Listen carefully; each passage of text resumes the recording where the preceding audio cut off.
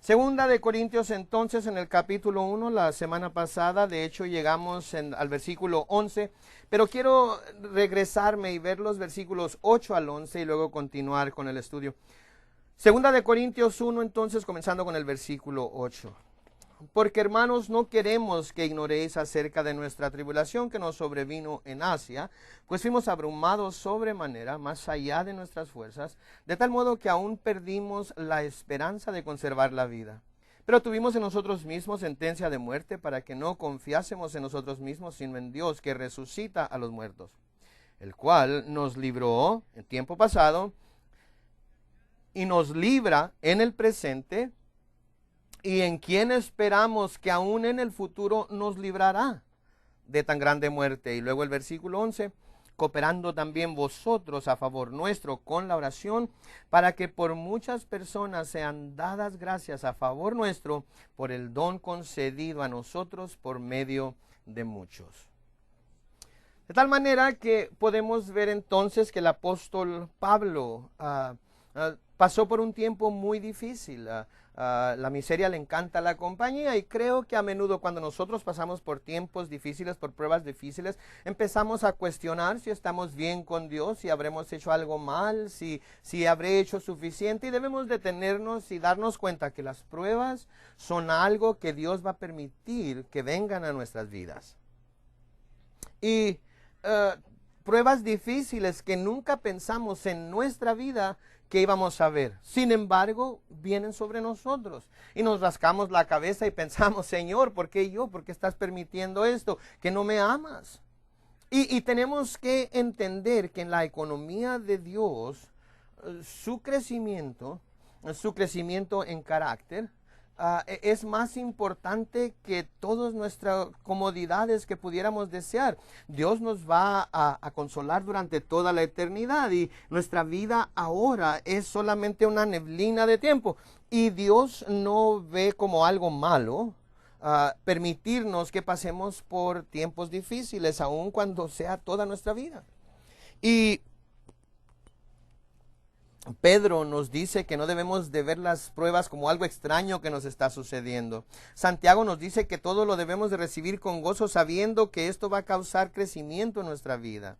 Y vemos a su hijo, por ejemplo, usted lo ve tratando de subirse a un árbol y se siente frustrado porque no se puede subir y se enoja por no poderlo hacer. Y si usted como padre va y toma a su hijo y lo sube al árbol, y luego él ya está todo contento subido en el árbol, entonces algo no va a suceder, y lo que no va a suceder es que sus músculos no van a crecer. Cada vez que quiera subirse a ese árbol y no lo puede hacer, la siguiente día va y se trata de subir otra vez. ¿Qué va a suceder eventualmente con sus músculos? Está fortaleciéndolos cada vez que él intenta hacerlo, y luego un día de repente se jala y sube al árbol inmediatamente. Porque la lucha, la prueba de tratar de hacerlo, de hecho fortaleció sus músculos. O si usted mira a sus hijos tratando de sacar una cuenta en matemáticas y él está enojada porque no puede hacer la tarea, y usted le dice, vete a jugar y yo voy a hacer tu tarea, y saca buenas calificaciones en matemáticas. ¿Qué sucede cuando tiene la prueba de matemáticas? La va a reprobar, ¿no es cierto? Todas esas luchas, todas esas pruebas son lo que causó que su cerebro creciera y entendiera para poder obtener una buena calificación en su prueba. De la misma manera, nuestro carácter necesita crecer. La forma en la que pensamos espiritualmente debemos crecer. Y Dios permite a veces pruebas increíblemente difíciles que nos empujan más allá de nuestras fuerzas, de tal manera que perdemos la esperanza de conservar la vida misma y tenemos la sentencia de muerte en nosotros. Vamos a pasar por cosas que nunca nos imaginamos que tendríamos que pasar. Y ahí estamos pasando por medio de ellas. ¿Y qué es lo que descubriremos? Que Dios es nuestro libertador. Y que en una nueva y más profunda manera vamos a aprender a dejar de confiar en nosotros mismos y a tener una mayor fe para poner nuestra confianza en Dios como no lo hemos hecho antes. Y luego en el versículo 11 de nuevo, Pablo nos dice muy claramente que yo no pudiera escribir esta carta en victoria si no hubiera sido porque ustedes estuvieron orando por mí. de las cosas claves que al diablo le encantaría destruir es su teología demoníaca de que lo que va a suceder va a suceder. El futuro ya está escrito, no hay nada que se pueda hacer para cambiarse. Y que la oración en realidad no cambia nada. Déjeme decirle algo, al estudiar a través de las Escrituras, usted descubrirá que el hombre tiene su propia voluntad, que Dios la honra y que la oración sí cambia las cosas. En más de una ocasión, de hecho, los domingos en la noche estamos viendo Primera de Samuel y en el Salón 202 los Salmos y vemos ciertos casos en donde Dios dice, esto es lo que va a suceder, y luego el hombre se detuvo y se humilló a sí mismo y oró, y Dios cambió de parecer en lo que iba a pasar por la oración que el hombre había hecho. De tal manera que Pablo está diciendo aquí entonces que la historia no hubiera tenido el fin que tuvo si ellos y muchos otros no hubieran estado orando por él, para que él pudiera pasar a través de esa prueba que pasó. La oración es poderosa. Jesús entró a purificar el templo y dijo, mi casa será llamada casa de oración. Pudo haber dicho de enseñanza, de adoración, o de discipulado, o de evangelismo. Pudo haber dicho muchas cosas que todas hubieran sido verdad. Pero en esencia lo que el Señor está diciendo es que en una categoría por encima de todos los demás deberes espirituales, se encuentra la oración como la más significante. Todos los otros deberes espirituales hasta cierto punto gratifican nuestra carne. Escuchamos un sermón y tenemos que someter nuestro cuerpo para escucharlo todo, pero aprendemos cosas y nuestro cerebro funciona en la adoración. De nuevo, tenemos que someter nuestro cuerpo para adorar a Dios con el canto, pero hay cierta gratificación física que se produce en la música misma y todos los otros deberes espirituales. Pero con la oración, todo el cuerpo debe morir. No hay ninguna gratificación física para él. Tenemos que morir a nosotros mismos y es todo por fe, y hay unas cuantas instancias en nuestra vida en la cual Dios nos muestra claramente la respuesta a nuestras oraciones, pero la mayoría de las veces, porque nuestra vida es tan corta, Él va a esperar a que estemos con Él en el cielo para mostrarnos la victoria. Y la cosa que vamos a ver cuando lleguemos al cielo es lo significante y poderosos que fueron nuestras oraciones. A menudo pensamos que nuestras oraciones están cambiando las cosas muy poco, pero no es así. Nuestras oraciones, como dice en Santiago, sirven de mucho. Y sin nuestras oraciones, la destrucción a menudo nos visita, pero la primera vez que Dios dijo que se escribiera algo como parte de la Escritura, se nos presenta en Éxodo capítulo 17. Y esa es la historia en donde los hijos de Israel habían salido de Egipto, pero los amalecitas estaban matando a los que estaban alrededor, estaban quedando atrás, a los que estaban enfermos, cansados, que no querían estar con el resto del grupo. Y finalmente Dios le dijo a Moisés que se detuvieran y que fueran a luchar contra los amalecitas. Y de nuevo estos hombres, los hebreos, habían sido esclavos durante 430 años y lo que los egipcios jamás les enseñaron fue a ser guerreros, porque no querían que ellos se rebelaran contra ellos y los derrocaran. Entonces, sin haber sido entrenados en guerra, un grupo de hombres que iban contra una nación que era una nación guerrera.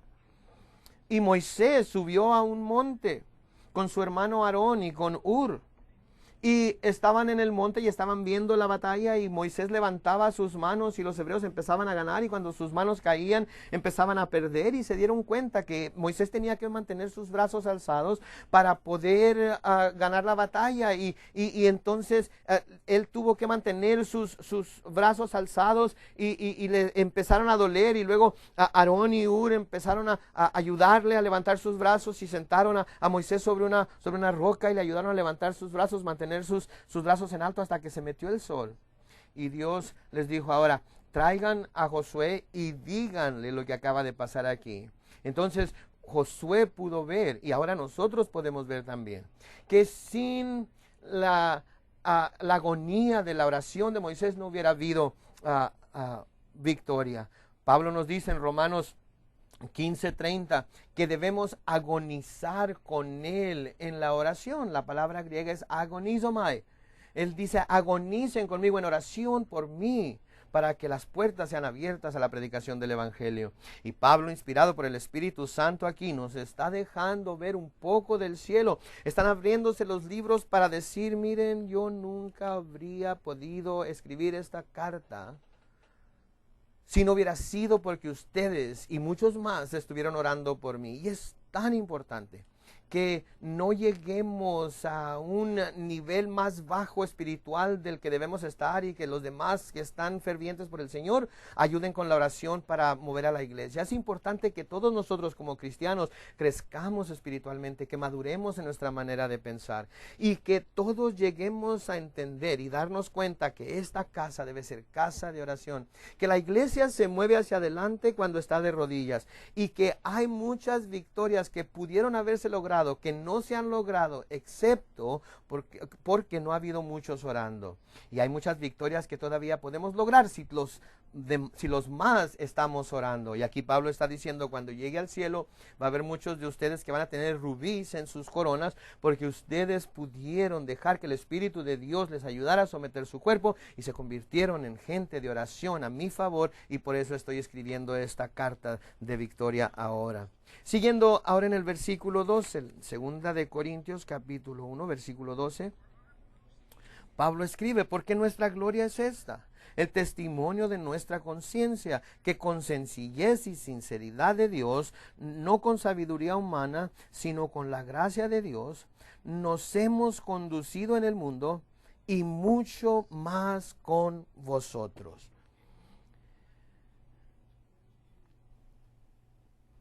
Entonces Pablo está diciendo aquí que nuestra gloria, lo que Dios ha estado haciendo en nosotros, es eso que hizo en nuestro carácter, y cómo fue que Dios lo llevó a cabo a través de las pruebas y dificultades.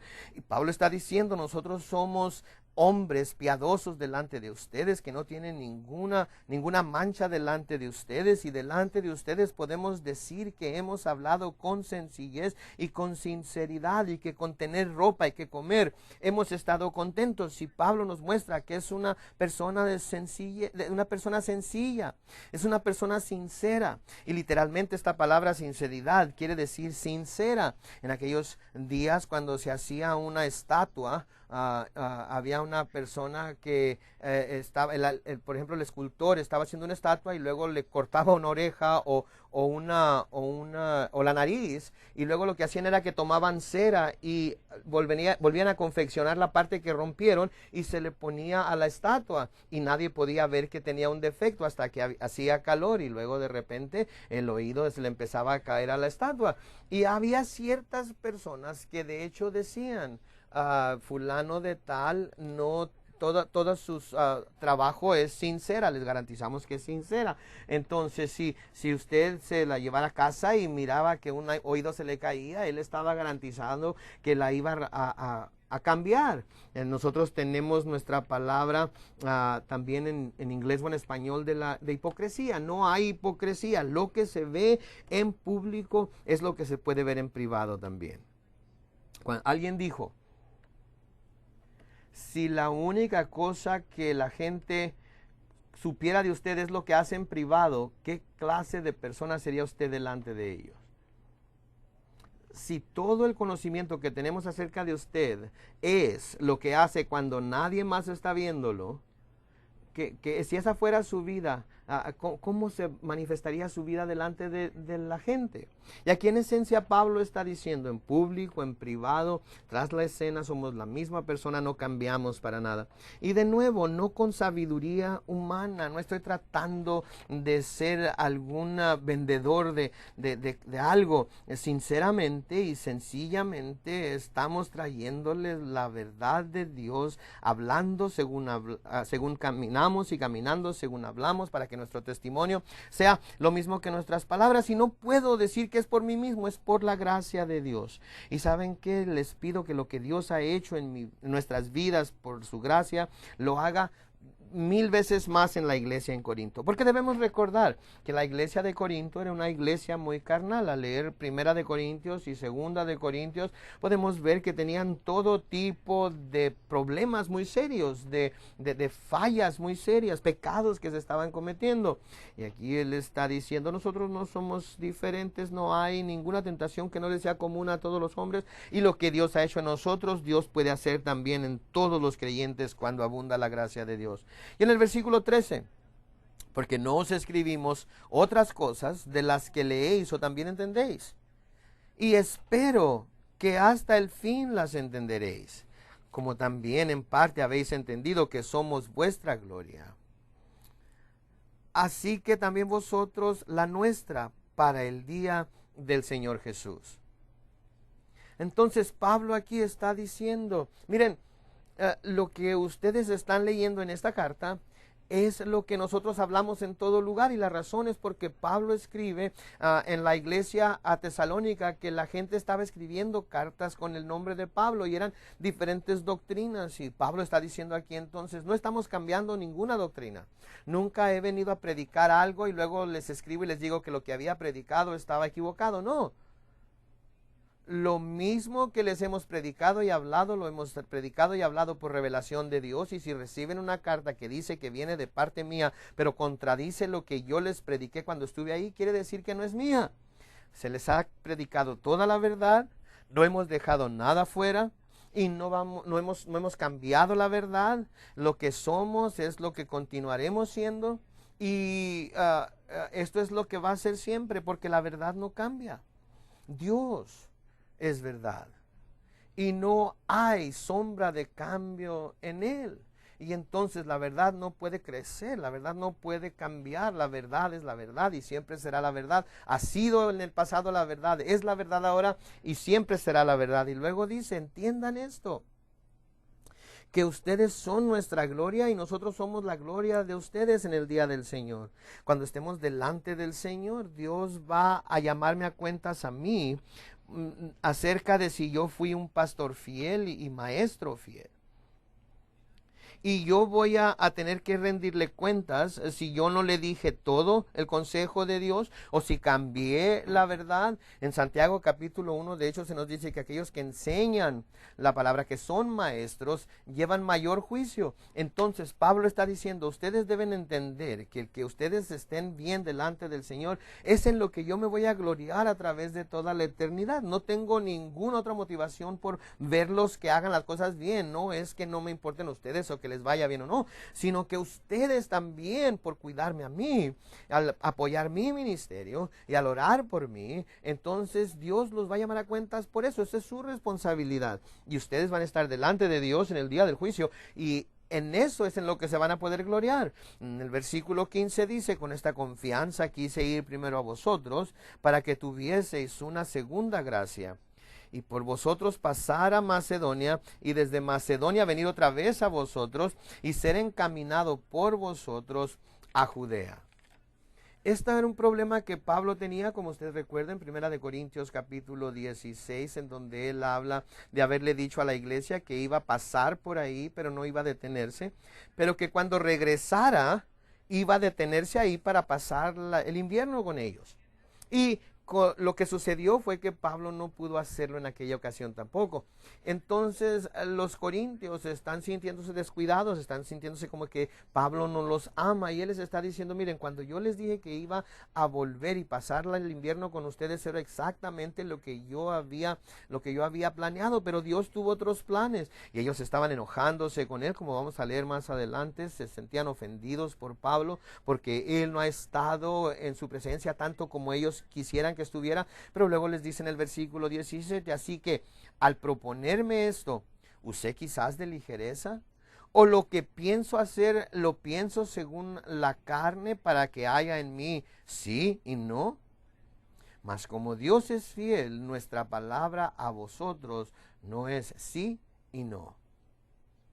Entonces Pablo les está diciendo aquí muy claramente, miren, yo siempre estoy siendo 100% honesto con ustedes. Yo no estoy siendo algún político que les dice lo que ustedes quieren oír y luego algo lo contrario cuando algo sucede. No estoy diciéndoles Sí, voy a venir a pasar el invierno con ustedes sin tener la intención de hacerlo. No es que simplemente se los esté diciendo para que se callen, para que me dejen en paz. No. De hecho, eso es lo que yo me he propuesto hacer. Cuando les digo que voy a ir y digo que sí, es sí, pero cuando digo que no es no. No tengo ningún problema con decirles que voy a pasar por ahí y no me voy a detener. Yo sé que no les gusta, yo sé que se sienten ofendidos por ello, pero esa es la verdad y van a tener que lidiar con ella. Así es que no estamos mintiéndoles o diciéndoles sí cuando en realidad queremos decir que no o no, cuando queremos decir que sí de ninguna manera. Y luego les dice lo siguiente en el versículo 18, mas como Dios es fiel, nuestra palabra a vosotros no es sí y no. Versículo 19, porque el Hijo de Dios, Jesucristo, que entre vosotros ha sido predicado por nosotros, por mí, Silvano y Timoteo, no ha sido sí y no, mas ha sido sí en él.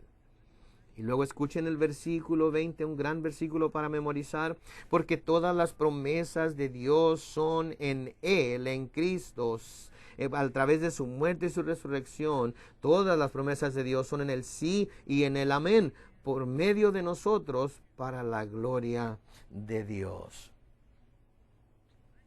Entiendan entonces que el hecho de que ustedes sean creyentes, nacidos de nuevo, es el resultado de que Dios ha dicho, sí, quiero que sean parte de mi familia. Y ustedes son los hijos de Dios, son la esposa de Dios, como la iglesia son la esposa de Dios y el cuerpo de Cristo, y Jesús está diciendo sí, sí y sí a cada uno de ustedes. Y luego este gran, hermoso versículo 20, en donde se nos dice que todas las promesas de Dios son en Él, en Cristo, sí y amén. ¿Qué significa esto? Que al comenzar con el principio de la Biblia y hasta el final de la Biblia, que cada una de las cosas que Dios ha prometido a la humanidad, la ha prometido a nosotros como creyentes nacidos de nuevo en el Nuevo Testamento. No hay una promesa que Dios dio a Abraham que no le esté dando a usted también. Entonces es una cosa emocionante para nosotros los creyentes del Nuevo Testamento cuando leemos la Biblia, porque todas las promesas de Dios son sí y amén en Él a cada uno de nosotros. De manera que Dios le dice a Abraham en Génesis 12, te voy a bendecir, Abraham, y a través de ti, de tu familia, voy a bendecir a todas las familias de la tierra. Ahora, la promesa específica se estaba refiriendo a uno de los descendientes de Abraham, el cual iba a ser el Mesías. Y el Mesías entonces traería salvación a todo el mundo.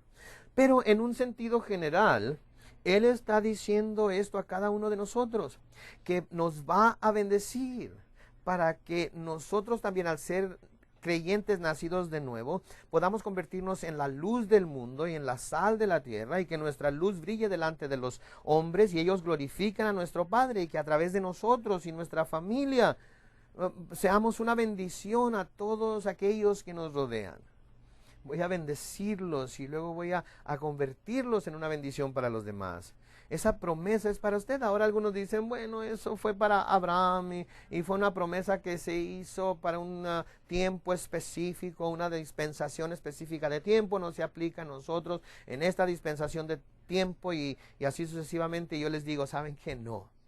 Segunda de Corintios 1:20 nos dice que eso no es verdad. Que sea que la promesa hubiera sido a Abraham o a los hijos de Israel o a Moisés o a David o a quien fuera que esto sea. Para nosotros los creyentes del Nuevo Testamento, todas las promesas de la Biblia son en Él, en Cristo, sí, y en Él, en Cristo, amén. Las podemos nosotros recibir para nosotros mismos y podemos creer a Dios que va a cumplir cada una de las bendiciones que Él ha puesto sobre cualquiera. Él también nos la ha dado a nosotros porque somos sus hijos, porque somos su esposa por medio de la iglesia y somos el cuerpo de Cristo. Entonces todas sus promesas son sí y amén para la gloria de Dios. Y en el versículo 21 nos sigue diciendo Pablo, y el que nos confirma con vosotros en Cristo y el que nos ungió es Dios. Entonces Cristo, el Hijo de Dios, nos ha confirmado, Dios es el que nos ha ungido, el Espíritu Santo es el que está escribiendo esto y nos dice que debemos entender que no hay coincidencias en el reino de Dios. Hasta nuestra nariz y nuestros oídos, el color de nuestro cabello, la persona con la que está sentada a su izquierda y derecha esta mañana. No hay ninguna coincidencia en el reino de Dios. Dios lo ha cubierto por detrás, lo ha cubierto por enfrente. Él conoce cada cabello sobre su cabeza y tiene el número de los cabellos que tiene sobre su cabeza. No hay coincidencias para Dios. Esto es algo maravilloso acerca de ser creyente, que nosotros somos los hijos de Dios y todo lo que viene a nuestra vida, Dios directa o indirectamente lo ha puesto en nuestro camino o está permitiendo que esté en nuestro camino, y por eso en todo debemos dar gracias, no importa lo difícil que sea. Esto es lo mejor que hay para nosotros, de manera que una prueba, una tribulación, un neumático ponchado, un choque automovilístico, problemas físicos, problemas financieros, está bien. Tú, Señor, me has traído hasta este día y a esta hora, y está bien. Yo sé que tú tienes todo bajo control, aun cuando las cosas parecieran estar fuera de control. Tú me tienes en tu mano. La Biblia nos dice que somos la niña de los ojos de Dios. No hay coincidencias. Y ahí es en donde podemos detenernos y decir: yo sé, Señor, que estoy en tu mano. Yo sé que cada segundo y cada fracción de segundo tú me tienes en tu pensamiento, y que no hay nada que venga a nuestras vidas sin que tú estés en completo control de ello. Aquel que nos ha confirmado entonces es Jesucristo, el que murió y resucitó de entre los muertos. Él fue el que nos ungió y nos ha dado a todos un llamamiento, un ministerio, dones del Espíritu a través de Dios el Padre. Y somos lo que somos por la gracia de Dios. Y luego dice en el versículo 22 también: el cual también nos ha sellado y nos ha dado las arras del Espíritu en nuestros corazones.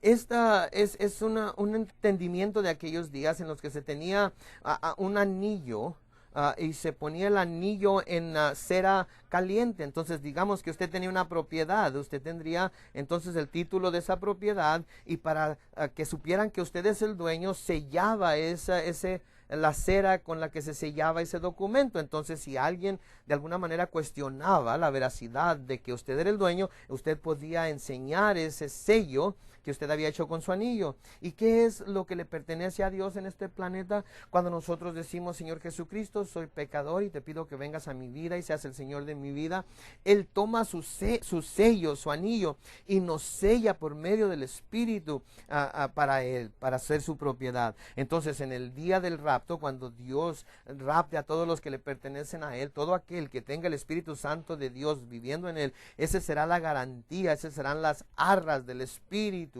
que nos van a señalar como a que pertenecemos a Dios, y seremos arrebatados por el Señor y estaremos con el Señor por toda la eternidad. De manera que, de nuevo, lo que sea que usted esté pasando, y claro que Pablo pasó por muchas prisiones y muchas dificultades en donde pensó inclusive que iba a morir, sin embargo, él siempre supo que no importara qué estaba sucediendo en su vida, el Espíritu Santo de Dios moraba en él, que él era propiedad de Dios, que no había ninguna coincidencia en el reino de Dios, que Dios lo tenía protegido por frente y por detrás, y que cada cabello sobre su cabeza Dios lo había numerado, que no había una fracción de segundo en la cual Dios no tuviera toda su vida en control, aun cuando a veces pareciera que no tenía el control. Y en el versículo 23 nos dice: mas yo invoco a Dios por testigo sobre mi alma, que por ser indulgente con vosotros no he pasado todavía a Corinto. No que nos enseñoremos de vuestra fe, sino que colaboramos para vuestro gozo, porque por la fe estáis firmes. Y en el capítulo 2 y el versículo 1: esto pues determiné para conmigo no ir otra vez a vosotros con tristeza. Ahora, al seguir adelante hay un par de cosas que quiero mencionar. Recuerden que no fue sino hasta los años 1200 que las divisiones de los capítulos se dieron en la Biblia, y no fue hasta los años 1500 que se separó, se dividió en versículos, de manera que tanto como queremos decir que la Biblia es la palabra infalible e inerrante de Dios, no decimos eso con la división de los capítulos y versículos.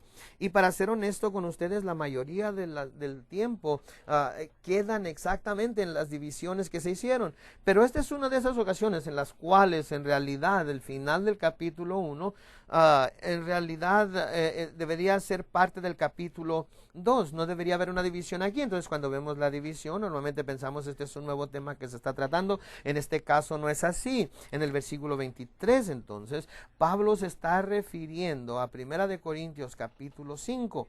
Y ahí es en donde hay un hombre en la iglesia que se había casado con la que había sido esposa de su padre. Y de acuerdo a Deuteronomio, eso es una absoluta abominación delante de Dios, tanto como la homosexualidad o la bestialidad o cualquier otro pecado inmoral lo es.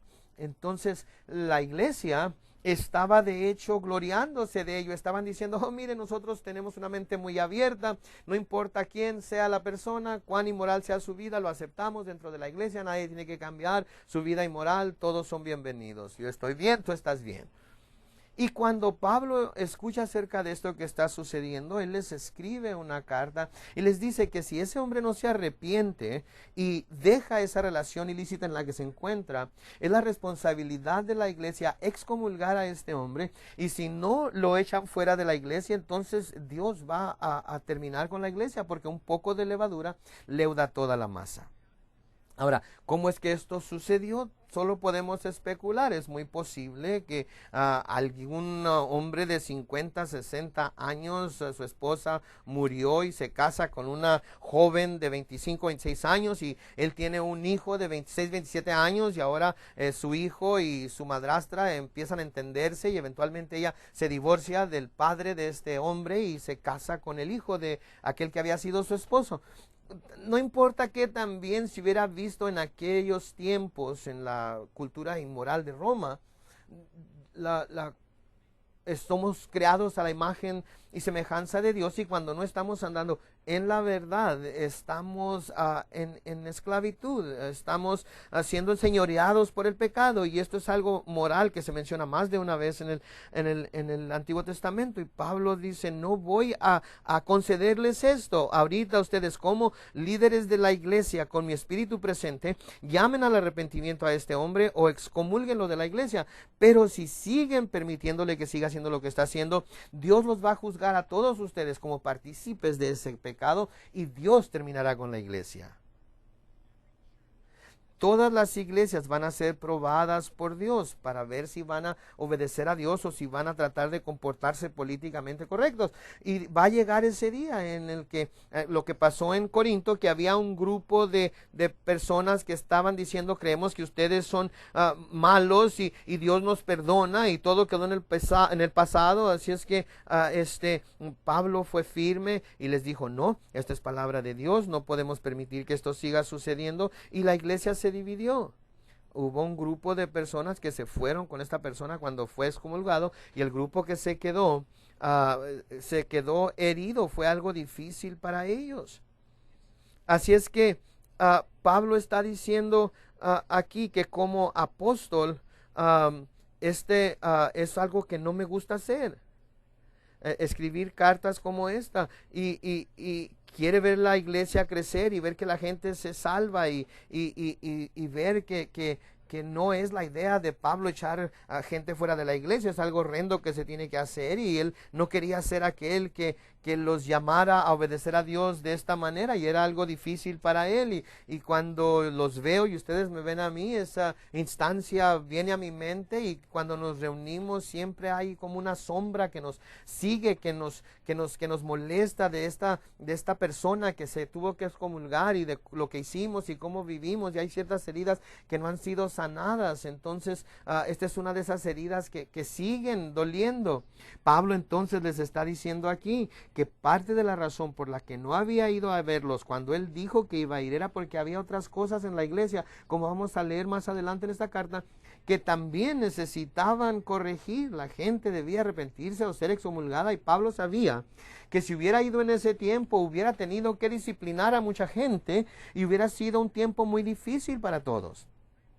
Y emocionalmente Pablo está diciendo, yo le estaba pidiendo a Dios más tiempo tanto para ustedes como para mí. Y en el versículo 2 nos dice, porque si yo os contristo, ¿quién será luego el que me alegre sino aquel a quien yo contristé? Entonces, si yo vengo y hay más disciplina que tenga que llevarse a cabo, no voy a poder entonces yo dejar ese lugar hasta que ustedes me ayuden a regocijarme de nuevo. Y en estos momentos ustedes no están donde deben estar espiritualmente, y tengo temor por ustedes. Y en el versículo 3, y esto mismo os escribí para que cuando llegue no tenga tristeza de parte de aquellos de quienes me debiera gozar, confiando en vosotros todos, que mi gozo es el de todos vosotros. Porque por la mucha tribulación y angustia del corazón os escribí con muchas lágrimas, no para que fueseis contristados, sino para que supieseis cuán grande es el amor que os tengo. Entonces yo escribí la carta diciendo, miren, este hombre está casado con la que fue esposa de su padre, así es que no importa, déjenlo ser. No, eso no fue lo que estaba sucediendo conmigo. Yo estaba muriendo 1000 muertes al escribir eso. Yo no quería escribir esa carta de esa forma. Aun cuando la escribí, después de escribirla, mi corazón estaba entristecido y lloré y lloré. Y yo sé que esto es lo que Dios estaba diciendo. Y es una de esas cosas de las cuales uno no se recupera muy fácilmente. Y luego el pensar de que tendría que volver a ustedes y tendría que ver a más gente excomulgada porque estaban otras situaciones inmorales que tenía que disciplinar. Pensaba yo que en ese momento no podría soportarlo. Y en el versículo 5 nos sigue diciendo, pero si alguno me ha causado tristeza, no me la ha causado a mí solo, sino en cierto modo, por no exagerar, a todos vosotros. Entonces vamos a recordar esto, que este no es el apóstol Pablo que dijo que excomulgaran a este hombre. No, no se trata de eso. No se trata de mí, está diciendo Pablo. Se trata de lo que Dios está diciendo. Y no soy solamente yo, sino es todo creyente que necesita estar de acuerdo con Dios. Todo creyente debe de ser parte de hacer las cosas bien en la iglesia.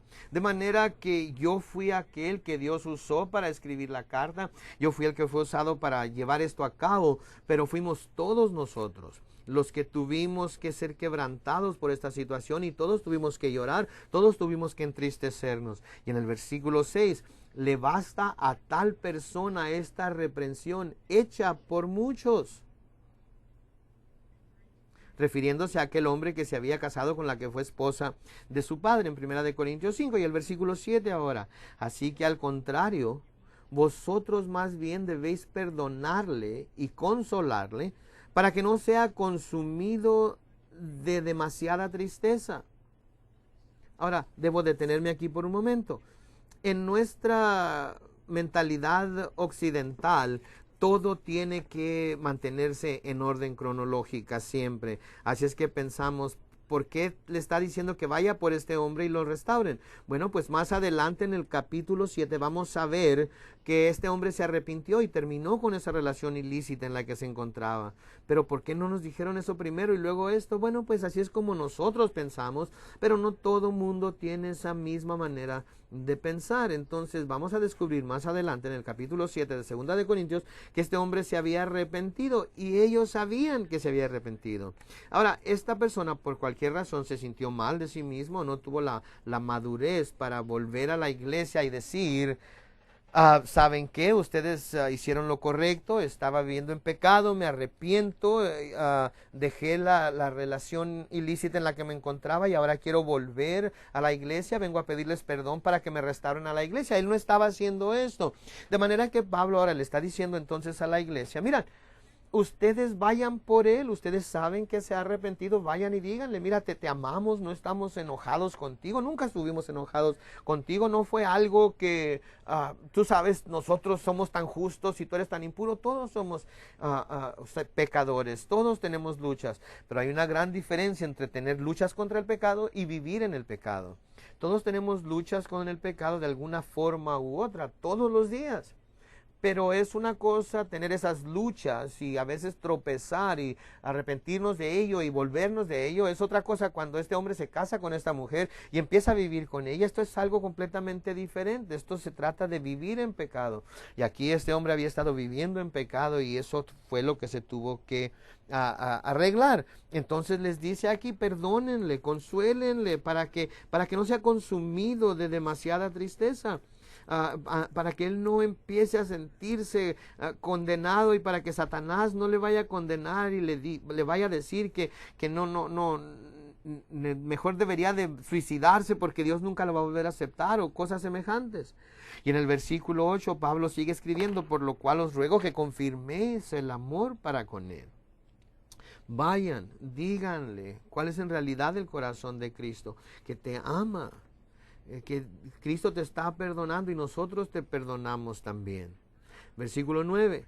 Porque también para este fin os escribí, para tener la prueba de si vosotros sois obedientes en todo. Así que esta fue una prueba también. Encontramos que Dios tiene que probarnos como individuos, pero también prueba a la iglesia, prueba a los líderes de la iglesia, a los pastores de la iglesia, para ver si estamos dispuestos a llevar a cabo cosas difíciles que no son muy populares, que no les gustan mucho a toda la gente, que quizás causen tristeza y por mucho tiempo vamos a tener que trabajar mucho y que explicar mucho y que enseñar mucho. Y en esencia esta iglesia y este liderazgo pasó por un tiempo de prueba con esta situación en la cual se dieron cuenta si iban a poder hacer lo difícil que fue excomulgar a este hombre o simplemente dejar que siguiera en su vida sin decir nada. Y claro que 1 Corintios 5 Pablo nos dice que un poco de levadura leuda toda la masa. Entonces la levadura empieza a cubrir toda la masa y toda la masa se contaminará. Es algo espiritual que se está dando aquí, no es solamente lo físico que podemos ver. Esta relación que se tenía, había algo espiritual, que si la iglesia sabía acerca de esto y que claramente era inmoral, que este hombre viviera en pecado y que no estaban ellos dirigiéndose a él para componerlo, para arreglar la situación, Dios entonces estaba probando al liderazgo de la iglesia para ver si eran fieles en sus enseñanzas, si eran pastores fieles, porque solamente pastores fieles es los que Dios permite en su iglesia. Tuvieron entonces que lidiar con esto. Y es algo muy grande, un asunto muy serio. Y a menudo cuando se tiene que lidiar con este tipo de asuntos, todo mundo es de alguna manera tocada por el fuego. Todo mundo es afectada. Todo mundo que tiene cualquier cosa de que arrepentirse lo hace y se pone bien con Dios. Versículo 10 entonces, y al que vosotros perdonáis, yo también. Entonces no esperen a que yo esté presente, yo estoy con ustedes en espíritu como lo estaba en 1 Corintios capítulo 5, porque también yo le he perdonado, y si algo he perdonado por vosotros lo he hecho en presencia de Cristo. Versículo 11, donde vamos a terminar aquí esta mañana, para que Satanás no gane ventaja alguna sobre nosotros, pues no ignoramos sus maquinaciones. Pablo está diciendo, esta es una de esas cosas sencillas, demoníacas que se está suscitando para destruir a este hombre, para destruir a los demás. Déjeme decirle algo, nosotros, como seres humanos, hemos sido creados a la imagen y semejanza de Dios. Y uno de los atributos de Dios es la creatividad. Ahora, los ángeles no fueron creados a la imagen y semejanza de Dios como el hombre. Los ángeles son seres ministradores solamente, son siervos de los hombres. Están ahí para ayudarnos a nosotros. Dios los creó para ayudarnos a nosotros.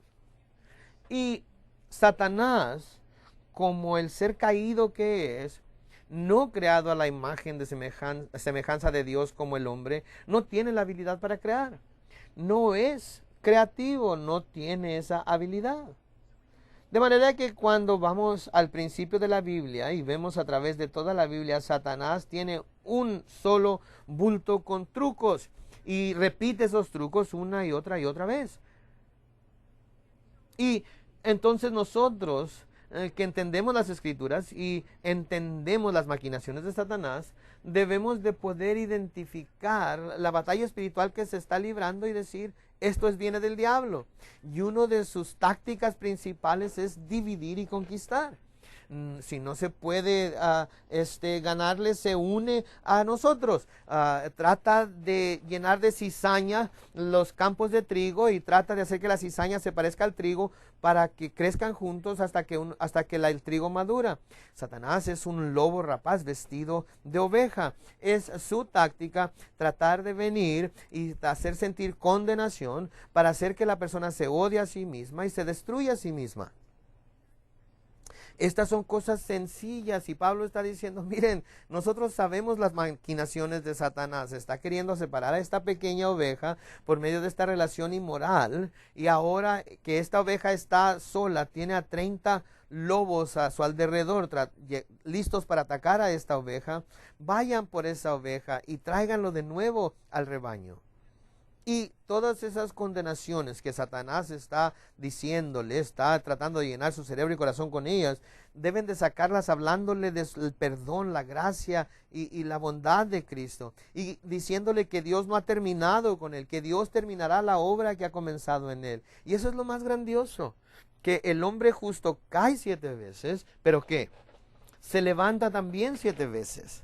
La Biblia lo llama al hombre justo, aun cuando cae. No hay ninguno de nosotros que seamos perfectos. Como dice en el libro de Romanos, todos hemos pecado y hemos quedado destituidos de la gloria de Dios. En el griego, quedar destituidos o todos hemos pecado quiere decir que continuamente pecamos y quedamos destituidos de la gloria de Dios. Dios no ignora nuestras debilidades. Él nos toma con todas nuestras fallas y fracasos y nos ama.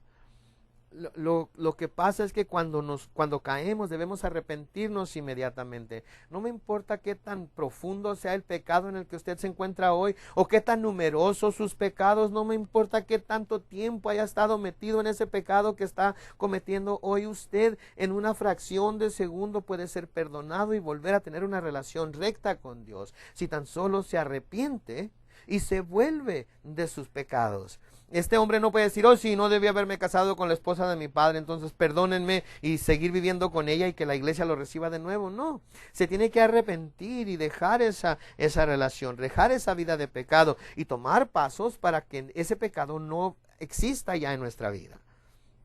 En algunos casos tenemos que restituir algo que hubiéramos quitado injustamente, pero debemos humillarnos y arrepentirnos. Y saben que así como el hijo pródigo, los brazos del Padre están abiertos para recibirnos, y cuando Él ve a su hijo, el Padre corre hacia su hijo y su hijo se arrepiente y el Padre le pone su vestido nuevo y su anillo y sus sandalias y hace una gran fiesta. ¿Y qué nos dice el Señor? Que todos los ángeles del cielo se regocijan cuando un pecador se arrepiente.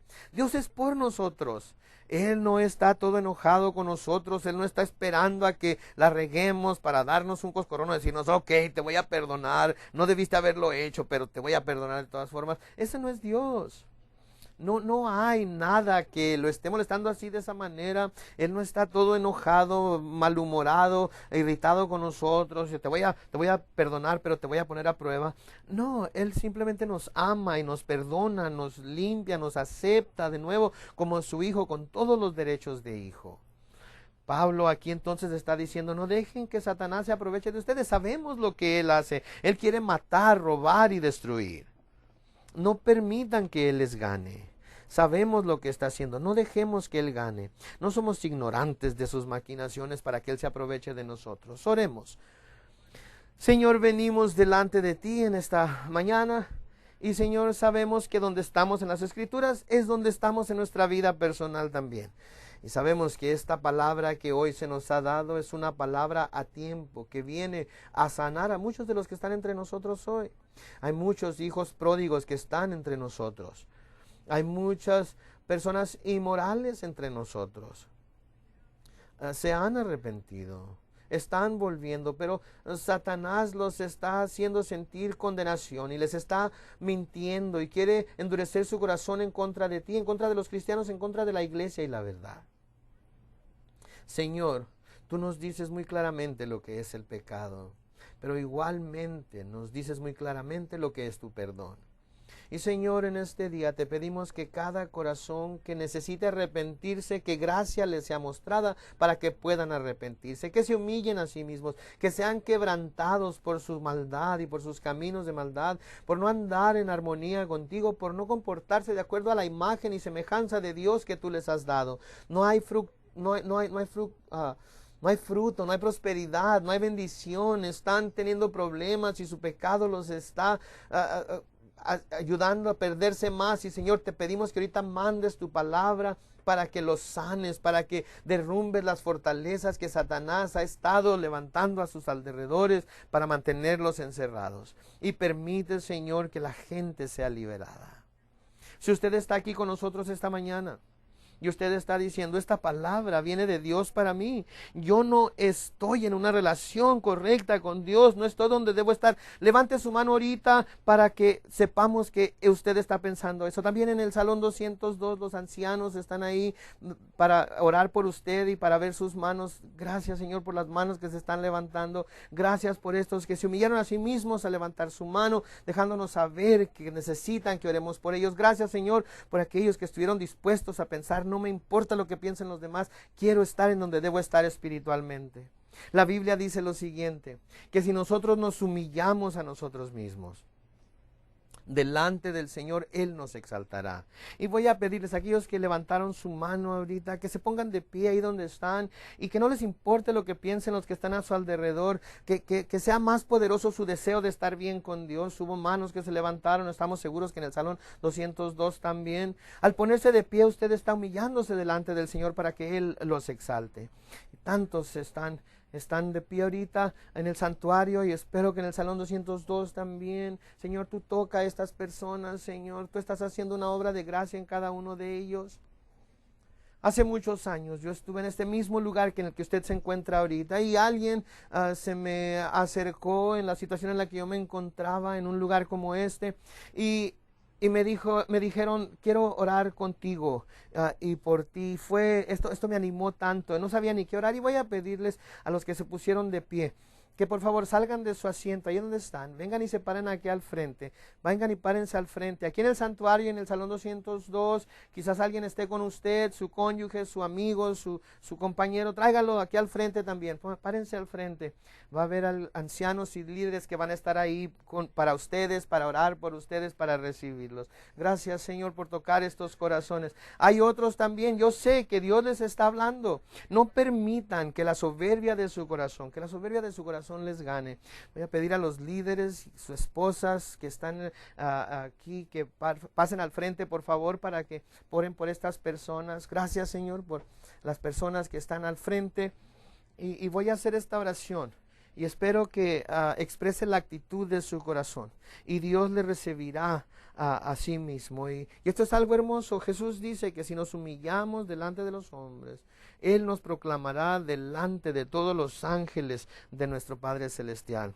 Y yo sé que fue difícil para usted tomar este paso, pero usted ha honrado a Dios con esto y Él lo va a honrar a usted. Y voy a pedir que todos los que estamos presentes oremos en voz alta con estos que están aquí al frente para hacerlos sentirse cómodos. Amante Padre Celestial, yo sé que me amas. Y yo sé que Satanás está aquí para matar, robar y destruir.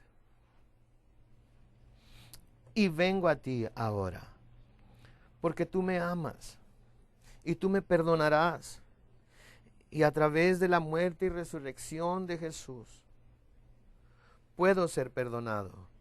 Perdóname ahora, Señor. Me vuelvo de mis malos caminos. Sana mi corazón, sana mi mente. Y dame fortaleza ahora para poder buscarte en tu palabra, en la oración, en la comunión de los santos. Te entrego mi vida.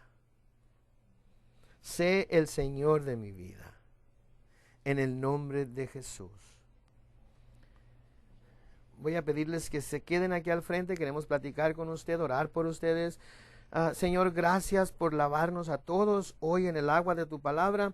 A menudo los sermones son fáciles y de un tema devocional, pero a veces son mucha información y son difíciles de recibir, y te doy gracias por los corazones que hoy han recibido tu palabra, línea sobre línea, precepto sobre precepto. Llénanos de tu gracia ahora al salir de este lugar, al tener comunión los unos con los otros, al hablar palabras de aliento los unos para los otros también. En el nombre precioso de Jesús.